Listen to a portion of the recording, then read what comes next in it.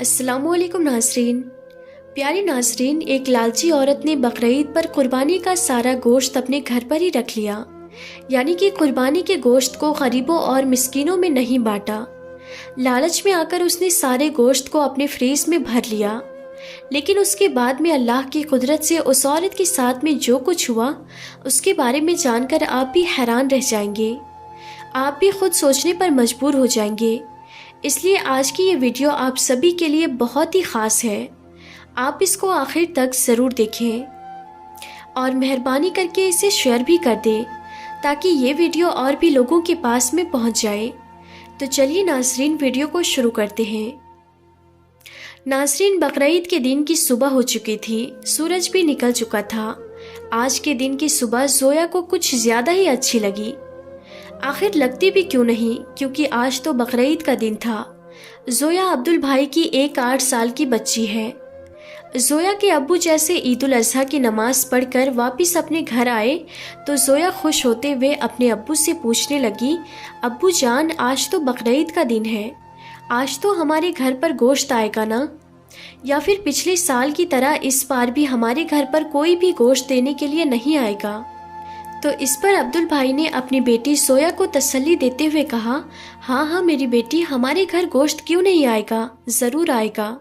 इस बार तो हमारे पड़ोसी डॉक्टर साहब ने कुर्बानी का बड़ा जानवर लिया है, और हाँ, वो मास्टर साहब भी तो कुर्बानी का बकरा लाए हैं। उनके घर से हमारे लिए ज़रूर गोश्त आएगा।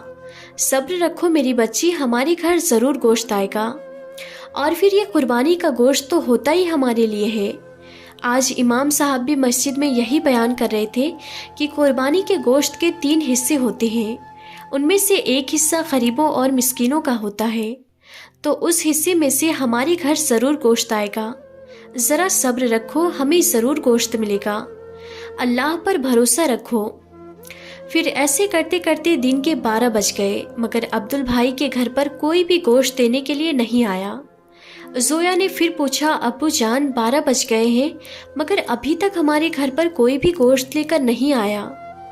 तो अब्दुल भाई ने फिर अपनी बेटी को तसल्ली देते हुए कहा, मेरी बच्ची, ज़रा सब्र रखो, अभी तो उन्होंने जानवर ज़बह किए होंगे, अभी तो वो 3 हिस्से बना रहे होंगे।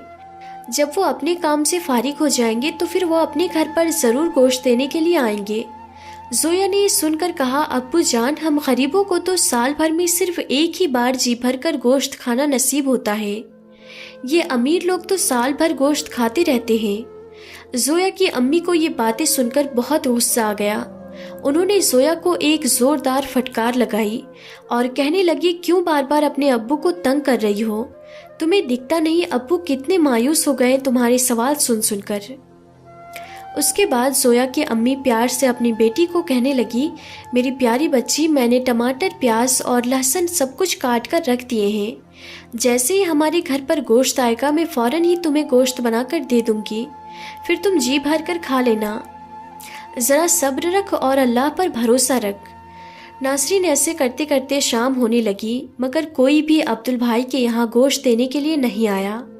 अब तो जोया के घर वालों का भी सब्र टूटने लगा था, क्योंकि अब तो शाम के 4 बजने वाले थे। ये देखकर जोया मायूसी से अपने अब्बू से कहने लगी, अब्बू जान, अब तो 4 बज गए हैं, लेकिन अभी तक कोई भी हमारे घर पर गोश्त लेकर नहीं आया। लगता है पिछली बार की तरह इस बार भी हमें कुर्बानी का गोश्त नहीं मिलेगा। इतना कहकर जोया फूट फूट कर रोने लगी। जोया को रोते हुए देखकर उसकी बड़ी बहन और उसकी अम्मी भी रोने लगी। बीवी बच्चों को रोता हुआ देखकर अब्दुल भाई की आंखों में भी आंसू आ गए। फिर अपनी बीवी बच्चों को दिलासे देते हुए अब्दुल भाई कहने लगे कि शायद हमारे पड़ोसी हमें भूल गए हैं, तुम फिक्र मत करो, मैं अभी जाकर तुम्हारे लिए गोश्त ले आता हूँ। उसके बाद अब्दुल भाई अपने घर से निकलकर सीधे डॉक्टर साहब के घर गए। दरवाज़ा खटखटाया तो अंदर से डॉक्टर साहब दरवाजे पर आए और कहने लगे, कहो क्या बात है?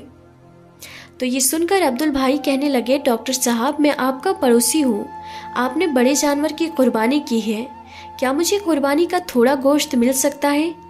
तो ये सुनकर डॉक्टर साहब मन ही मन बहुत नाराज़ हुए। फिर झूठी कहानी बनाते हुए कहने लगे कि हमने तो कुर्बानी का सारा गोश्त बांट दिया है, बस थोड़ा ही गोश्त अपने घर पर रखा है। ये कहते हुए डॉक्टर साहब ने दरवाज़ा बंद किया और घर के अंदर चले गए।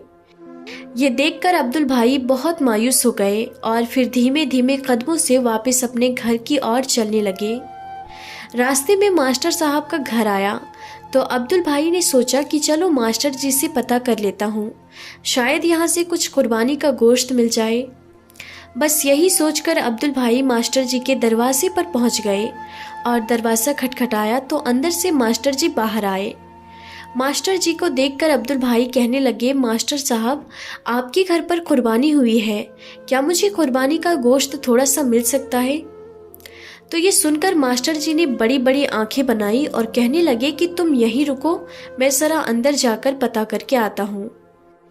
اس کے بعد ماسٹر صاحب گھر کے اندر گئے اور تھوڑی دیر کے بعد ایک تھیلی ہاتھ میں لے کر واپس باہر آئے۔ انہوں نے وہ تھیلی عبدل بھائی کے ہاتھ میں تھما دی اور پھر اس طرح سے دروازہ بند کر کے بھاگے جیسے وہ کوئی بم پھینک کر بھاگ رہے ہوں۔ خیر ہاتھ میں تھیلی دیکھ کر عبدل بھائی بہت خوش ہوئے اور پھر خوشی خوشی اپنے گھر پہنچ گئے۔ عبدل بھائی کے ہاتھ میں گوشت کی تھیلی دیکھ کر اس کے گھر والے بھی بہت خوش ہوئے۔ انہوں نے جلدی سے وہ تھیلی لے کر اس کو کھول کر دیکھا تو اس کو دیکھ کر سب گھر والے رونے لگے، کیونکہ اس تھیلی میں سے 2-4 گوشت کے ٹکڑے اور باقی کی چربی تھی۔ یہ دیکھ کر عبدل بھائی نے بے بسی سے اپنے گھر والوں کی طرف دیکھا اور کہنے لگے کہ شاید اس بار ہمارے نصیب میں قربانی کا گوشت نہیں لکھا ہے۔ اتنے میں زویا کی امی کہنے لگی، اتنے ناشکر مت بنو، اللہ تعالیٰ بہت بڑا اور رحم کرنے والا ہے۔ میں نے ٹماٹر اور پیاز کاٹ کر رکھے تھے، چلو میں آپ کو اسی کی چٹنی بنا دیتی ہوں، ہم سب یہی چٹنی کھا کر اللہ کا شکر ادا کرتے ہیں۔ ناظرین، اس کے بعد زویا کی امی چٹنی بنانے کے لیے رسوئی گھر میں چلی گئی۔ اتنے میں باہر سے کسی کی آواز آئی، عبدل بھائی، عبدل بھائی۔ عبدل بھائی نے باہر جا کر دیکھا تو دیکھا کہ باہر منصور چاچا کھڑے ہیں۔ منصور چاچا بازار میں سبزیوں کا ٹھیلا لگاتے ہیں۔ ان کے ہاتھ میں ایک تھیلا تھا جس میں 3 سے 4 کلو گوشت بھرا ہوا تھا۔ انہوں نے کہا کہ میرا بیٹا آیا ہوا ہے، شہر سے ہمارے لیے بہت سارا گوشت لے کر آیا ہے، ہم اتنا کھا نہیں سکتے ہیں، ہم نے اپنی ضرورت کے حساب سے گھر میں گوشت رکھ لیا ہے اور باقی کا گوشت میں آپ کے لیے لے کر آیا ہوں، آپ بھی اپنے گھر میں گوشت پکائیں اور خوشی خوشی کے ساتھ بقرعید کا تہوار منائیں۔ اتنا سارا گوشت دیکھ کر عبدل بھائی کے گھر میں خوشی لوٹ آئی اور سب نے منصور چاچا کو بہت دعائیں دی اور اللہ کا شکر ادا کیا۔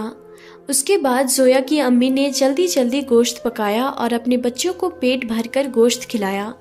اس کے بعد عبدل بھائی کے سب گھر والوں نے قربانی کا گوشت کھا کر اللہ تعالیٰ کا لاکھ لاکھ شکر ادا کیا۔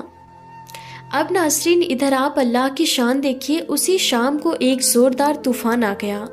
اس طوفان کی وجہ سے شہر کی ساری لائٹ است ویست ہو گئی، جگہ جگہ پر بجلی کے کھمبے گر گئے، کئی جگہ پر بجلی کے تار ٹوٹ گئے۔ اس وجہ سے پھر عبدل بھائی کے شہر میں 2 دنوں تک لائٹ نہیں آئی۔ اس کے بعد اگلے دن عبدل بھائی نے دیکھا کہ ڈاکٹر صاحب اور ماسٹر صاحب قربانی کا سارا گوشت گھر سے باہر پھینک رہے ہیں، کیونکہ بجلی نہ ہونے کی وجہ سے ان کے فریز وغیرہ سب کچھ بند ہو گئے تھے۔ اس وجہ سے ان کا رکھا ہوا سارا گوشت خراب ہو چکا تھا۔ اب کتے اس گوشت پر جھپٹا مار رہے تھے۔ یہ دیکھ کر زویا نے کہا، ابو جان کیا قربانی کا گوشت کتوں کے کھانے کے لیے بھی ہوتا ہے؟ تو یہ سن کر ڈاکٹر صاحب اور ماسٹر صاحب کی آنکھیں شرم سے جھک گئی۔ ناظرین یاد رکھیں، قربانی اللہ کی رضا کے لیے کی جاتی ہے، نہ کہ گوشت کھانے کی نیت سے۔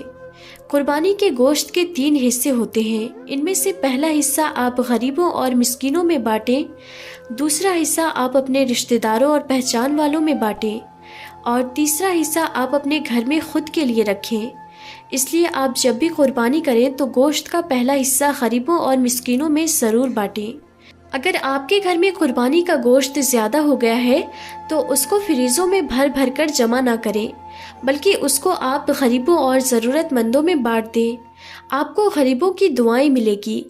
اگر کسی غریب گھر کے بچے قربانی کا گوشت کھائیں گے تو آپ کو ثواب بھی ملے گا۔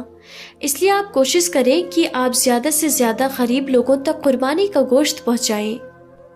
ناظرین یہ کوئی کہانی یا قصہ نہیں ہے، بلکہ یہ آج کی حقیقت ہے۔ آج ہمارے معاشرے میں کچھ ریتی رواجوں کے چلتے ہمارے آس پاس میں نہ جانے کتنے ہی ایسے غریب گھر ہیں جو قربانی کے گوشت سے محروم رہ جاتے ہیں۔ نہ جانے کتنی ہی ایسی مائیں ہیں جن کی آنکھیں بقرعید کے دن آنسوؤں سے تر ہو جاتی ہیں، اس لیے آپ یہ غلطی بھول کر بھی مت کریں۔ تو ہم امید کرتے ہیں کہ ہماری آج کی یہ ویڈیو آپ سب کو ضرور پسند آئی ہوگی۔ اگر یہ ویڈیو آپ سب کو پسند آئی ہو تو دل سے ایک لائک ضرور کر دیں اور مہربانی کر کے اسے شیئر بھی کر دیں تاکہ اور بھی لوگوں کے پاس یہ ویڈیو پہنچ جائے۔ تو آج کی اس ویڈیو میں بس اتنا ہی تھا، ہم پھر ملتے ہیں اگلی نئی ویڈیو میں، تب تک کے لیے خدا حافظ۔